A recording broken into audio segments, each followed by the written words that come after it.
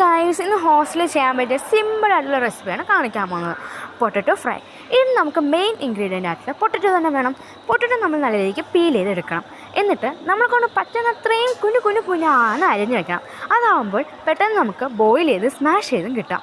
എന്നിട്ട് നമ്മൾ വെള്ളത്തിനകത്തിട്ട് നല്ല രീതിക്ക് പൊട്ടറ്റോ ബോയിൽ ചെയ്യണം. കുറച്ച് പൊട്ടറ്റോന് കുറച്ച് മുകളിലുള്ള റൈസിനുള്ള വെള്ളം ഇട്ടാൽ മതി.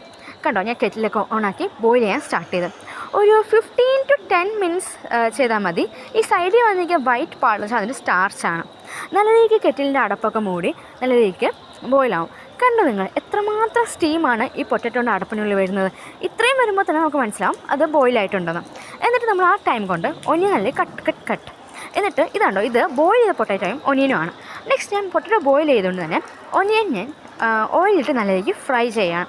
കണ്ടോ, ഈ എണ്ണ എത്രമാത്രം മൊരിഞ്ഞ് വരുന്നുണ്ട്, അത്ര രീതിക്ക് ആക്കണം. എന്നിട്ട് ബോയിൽഡ് പൊട്ടറ്റോയും സോൾട്ടും കാശ്മീർ ചില്ലി പൗഡറും മിക്സ്.